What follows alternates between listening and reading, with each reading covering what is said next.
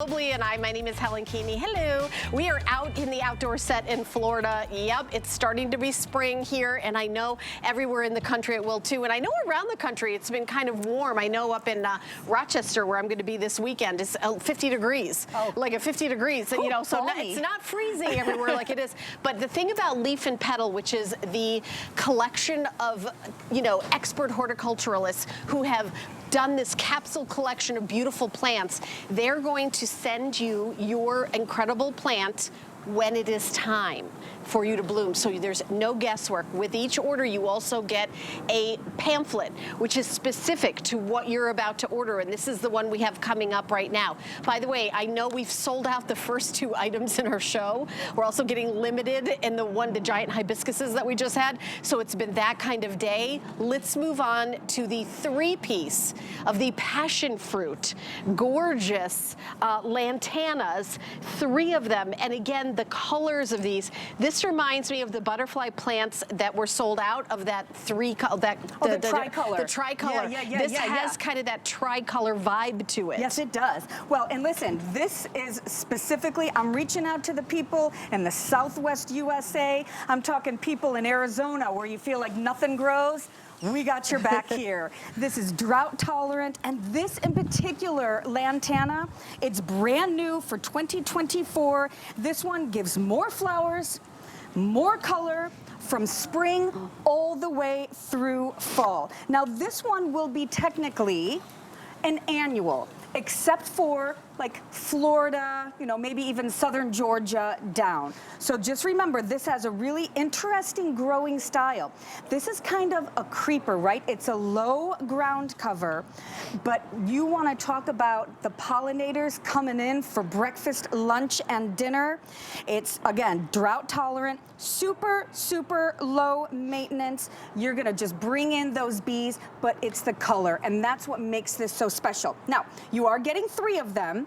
Here we go again with this great, fresh ship sample. So we're gonna send you 3 of these. Using that map, you'll be able to see exactly when it will arrive. You can go ahead and put this bad boy right in the ground if you have an area. I think it would also look great staggered with the roses. So if you picked up the roses, can kind of, you know, dot them in between there.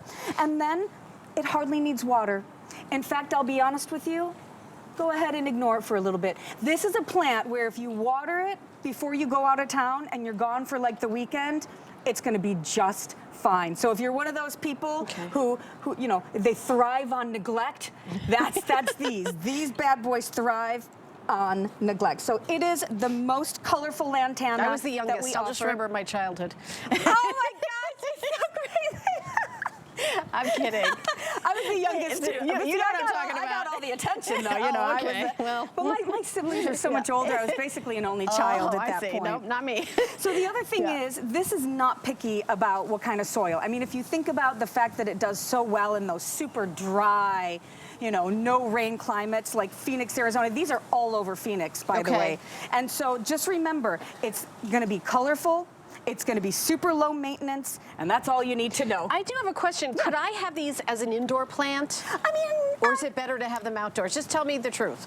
I personally prefer things to be outside. Okay. You know, it does better because it loves full sun. So unless you have, unless you've got a space, you know, but it could be in a pot on like a patio if it's full sun? Oh, yes. And what's really cool is because it kind of has these tendrils, they'll end up kind of dripping down a little bit on the side. So even if you put them in a hanging basket, eventually you'll kind of get that nice little drip off the side. Oh, yeah, because these tendrils are gorgeous. Aren't they? I mean, look, do these become these, right? Yes, exactly. Oh, I see. I know. And look, on these ship samples, and I'll just kind of hold it steady here for a second, even the ship samples, they already have buds on them. So imagine when you get this home, it's coming out for you, you just plant it right in the ground or into any container that you have. Don't worry about what kind of soil. These are not picky. I mean, in Arizona, they're basically growing in sand. So just know that this is a way to add color without the hassle. If you go to your local nursery, you will not get these. These are done by these expert horticulturists at Leaf and Petal that are exclusive to us here at HSN. And I also love this beautiful color. The color is so extraordinary. It's almost like there's yellows and pinks, kind of like ombre, yes. oranges, all ombre together. And you're not going to get this. That's why these are so special. And you're getting 3 of them. Right. It is $5.50 total to ship your order. Like, let's say you got our first 2 items which sold out, and you grab these to your order. It's not going to be. You're not going to add more shipping. It's $5.50 total. But look at the picture. In a container. Look at it. You know oh, what I mean? Boy. That is just amazing. And you know, they do sell lantana at nurseries. They don't have this variety. And even if they have something that's similar to it, you have to know this is new for 2024. This is a new variety that we have that is more colorful, blooms longer, and is even more drought tolerant. We never forget you in the South, you know, West USA. Like New Mexico, Arizona. Oh, exactly. Oh, when nothing else grows because Texas. It's so, yes, dry, ma'am. dry, dry. Exactly. And this so loves just it. know. Can you put it next to your cactus? How adorable would that be? Like an agave, and a couple succulents in there. Then you're still going to be bringing in those pollinators, the birds, the hummingbirds, the butterflies, the bees. Yes, can you believe it? You'll have hummingbirds all over this. So again, what about a butterfly garden?